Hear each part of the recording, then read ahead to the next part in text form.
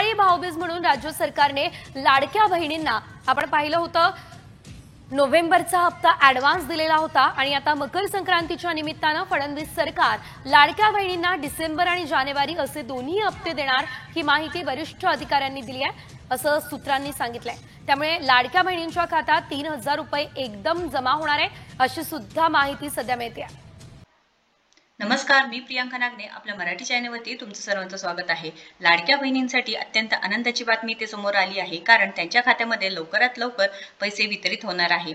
जो हप्ता राहिला होता 3000 रुपयांचा ते देखील त्यांच्या खात्यामध्ये लवकरात लवकर जमा होणार आहे असे वरिष्ठ अधिकाऱ्यांनी सांगण्यात आले आहे। तर दिवाळीच्या भाऊबीजेनिमित्त त्यांचे 3000 रुपये त्यांच्या खात्यामध्ये जमा करण्यात आले होते, पण अजून त्यानंतर कोणतेही पैसे आले नाही असे लाडक्या बहिणींची तक्रार आहे। तर दिवाळीत भाऊबीज म्हणून राज्य सरकारने लाडक्या बहिणींना नोव्हेंबरचा हप्ता ॲडव्हान्स मध्ये दिला होता।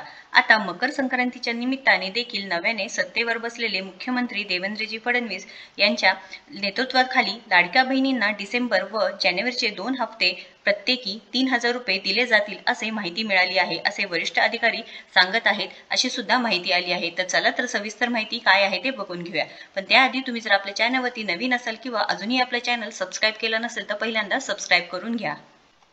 हप्ता कधीपर्यंत मिळणार आहे? कारण काल 1400 कोटींची तरतूद झाली आहे असं सुद्धा काल पुरवण्या यादीमध्ये 1400 कोटीची तरतूद झाल्यामुळे लवकरात लवकर माझ्या लाडक्या बहिणींच्या खात्यामध्ये पैसे जमा होतील। कुठलाही एखादा शब्द ज्या वेळेला दिला जातो त्यावेळेला तो शब्द कधीही म्हणजे खोटा ठरत नाही किंवा कधी पडत नाही आणि त्याच्यामुळे आम्ही म्हटलं होतं 1500 देणार आणि त्यांच्या खात्यामध्ये ते मिळणार। त्यामुळे आम्ही जवळपास 5 महिन्याचे 7500 माझ्या सर्व लाडक्या बहिणींच्या खात्यामध्ये थेट जमा झाले। तशाच पद्धतीनं आता 2100 तर आहेच, पण त्याचबरोबर ही अधिक योजना प्रभावीपणे राबवणं आणि महिलांना आर्थिकरित्या त्या योजना आणखी सक्षमपणे राबवून त्यांना त्या ठिकाणी यशस्वी करणं याकडे आम्ही जास्ती लक्ष केंद्रित करणार आहोत। दादा म्हणतात पत्रकार महोदय, तुम्ही माझी सगळी भाषणं बघा, मी कुठलाही म्हणलेलं नाही की विषय करणार आहे, 1500 रुपये दिले जातील असं पद्धतीने म्हणतात। आर्थिक स्थिती आता महाराष्ट्राची सांभाळायची सगळ्या गोष्टी आर्थिक परिस्थिती सांभाळूनच कुठे ना कुठेतरी केल्या जातील, कारण शेवटी जी योजना आपण आणतो ती राबवली गेली पाहिजे। आज असंही कुठेही माता भगिनींच्या मनामध्ये शंका असता कामा नये की आता हे सत्तेमध्ये आलेले आहेत म्हणजे योजना बंद होणार आहे। योजना कायमस्वरूपी चालू राहणार आहे आणि कायमस्वरूपी चालू राहण्याच्या दृष्टिकोनातून जी योग्य ते पावलं उचलायची असतील ते नक्कीच महायुतीच्या सरकारच्या माध्यमातून उचलले जातील। पण ठेवलं की 2 कोटीपेक्षा अधिक महिलांना आर्थिकरित्या सक्षम करण्याची भूमिका ही महायुतीच्या सरकारने घेतली आणि मग त्या अंतर्गत एसटी मध्ये प्रवास करत असताना 50% सवलत असेल, त्याचबरोबर उच्च शिक्षणामध्ये महिलांना मुलींना त्यांच्या उच्च शिक्षणाची जबाबदारी असेल, 3 मोफत गॅस सिलेंडर असतील, या सर्व महत्त्वाकांक्षी योजना साहेब आपल्या नेतृत्वाखाली आल्या। पण खऱ्या अर्थानं सर्वाधिक योजना जर कुठल्या माझ्या माता भगिनींपर्यंत पोहोचली असेल आणि भावली असेल आणि खऱ्या अर्थानं मोठे भाऊ म्हणून एक हृदयामध्ये स्थान त्या निमित्ताने निर्माण करणारी जर योजना कुठली ठरली असेल तर ती निश्चितपणाने मुख्यमंत्री माझी लाडकी बहीण ही योजना त्या निमित्ताने ठरलेली आहे। आणि आज रत्नागिरी जिल्ह्यामध्ये सुद्धा 2,60,000 पेक्षा अधिक लाभार्थी हे आपण या योजनेअंतर्गत नोंदवू शकलेलो आहोत आणि साधारणपणे प्राप्त झालेल्या अर्जांपैकी 90% पेक्षा जास्त सक्सेस रेशो या जिल्ह्यांनी सुद्धा आपल्यासमोर ठेवलेला आहे आणि 14 तारखेपासूनच साहेब यांना आपण लाभ वितरित करायचं आपल्या सूचनेनुसार ठरवलं आणि मला आनंदाने या ठिकाणी सांगावंसं वाटतंय की आज इथं उपस्थित असणाऱ्या 99.99% महिलांच्या खात्यामध्ये डीबीटी त्या ठिकाणी झालेला आहे। 1% जर एखाद्याचं आधार कार्ड लिंक झालं नसेल किंवा सीडेड नसेल तरच ते चुकून राहिलेलं आहे, पण साधारणपणे साहेब आपल्या मार्गदर्शनाखाली अधिकाधिक माझ्या माता भगिनींना लाभ देण्याचा त्या निमित्ताने आपण प्रयत्न केला।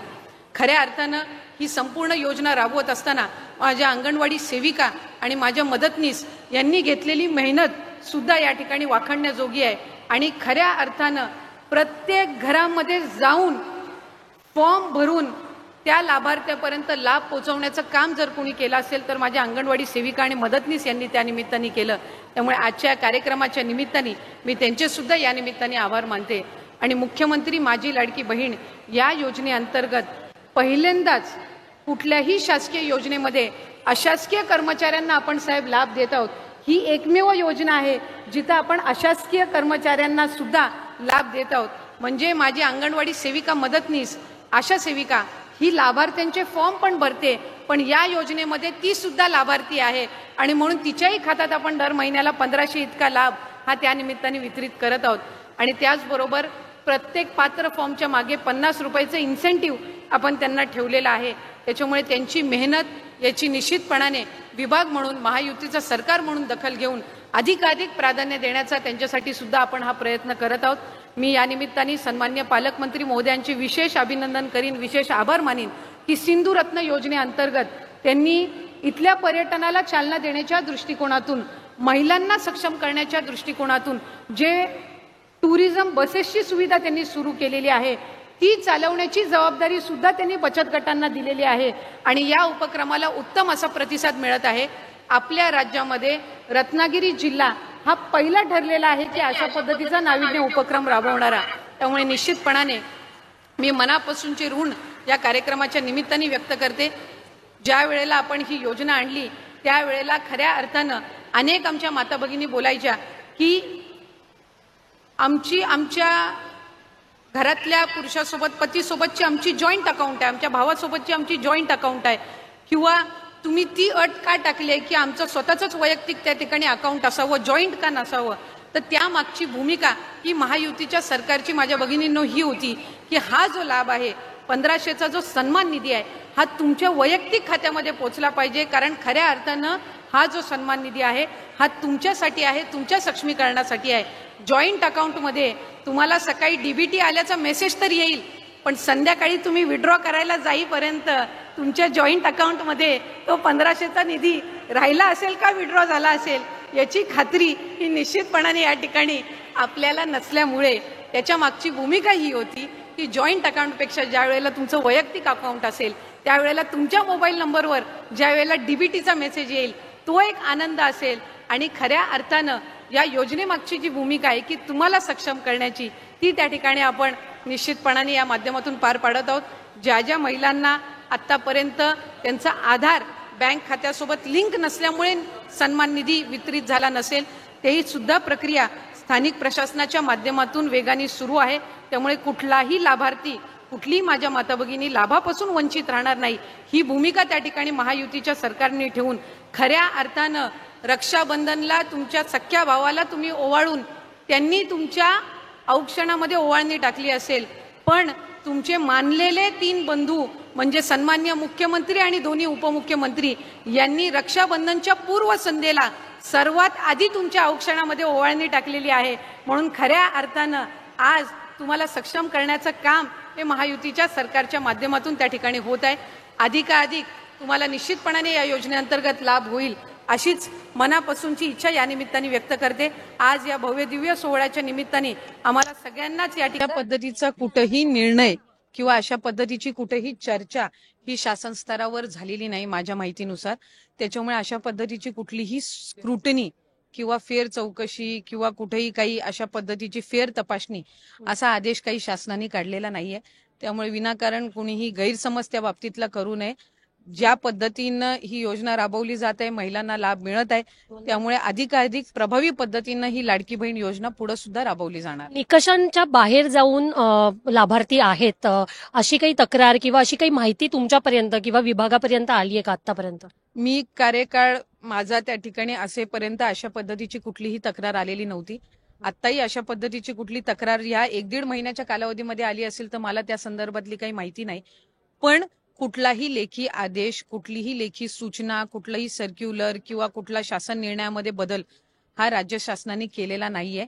त्याच्यामुळे अशा पद्धतीनं कुणीही गैरसमज पसरवूही नाही आणि कुणी करूनही घेऊन. पण आदितीजी, अनेकदा असं होतं की योजनेचे जे निकषाबाहेरचे लाभार्थी असतात त्यांच्यावर जनरली कंट्रोल केलं जातं किंवा त्यांचा जो निकषाच्या बाहेरचे ज्या केसेस आहेत त्याचा एक पुनर्विचार केला जातो. काही दिवसांपूर्वी मुख्यमंत्री फडणवीस सुद्धा याबद्दल बोललेले होते, तर असं काही विचार आहे का? नाही, खरं तर आपण जर आज लाभार्थ्यांची संख्या बघितली तर ती 2,35,00,000 पेक्षा अधिक आहे. बहुतांशी 90-99% जी काही स्क्रुटिनीची प्रोसिजर आहे ही त्याही वेळेला केलेली होती. बऱ्याचशा वेळेला डीबीटी आम्ही करत असताना जर एखादी कुठलं फ्रॉड आढळलं तर ते आम्हाला त्यावेळेला लक्षात यायचं आणि तशा पद्धतीनं ते डीबीटी थांबवलं जायचं. त्यामुळे स्क्रुटिनी समजा पुढं मागं जर शासनाने तो निर्णय करायचा घेतला जरी तरी तो काही सगळ्यांसाठी नसणार आहे.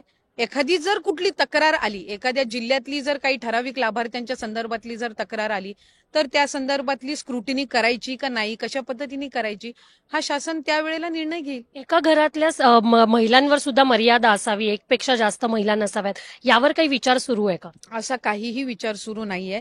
खरं तर कुठेही आत्ता जे लाभार्थ्यांची संख्या आहे ती कमी करणं, वाढवणं किंवा त्याच्यामध्ये आणखीन काही निकष घालणं, अजून काही त्याची फेर चौकशी करणं, स्क्रुटिनी करणं, अशी कुठलीही चर्चा शासन स्तरावर अधिकाऱ्यांमध्ये, विभागामध्ये किंवा राज्य शासनाच्या म्हणजे मुख्यमंत्री महोदय किंवा उपमुख्यमंत्र्यांच्या बैठकीत सुद्धा साधी झालेली नाही. विरोधकांनी आरोप केलाय की आता निवडणुका झाल्या, निकाल आला आणि आता तुम्ही त्यावर एक निर्बंध आणताय किंवा मर्यादा आणताना दिसत.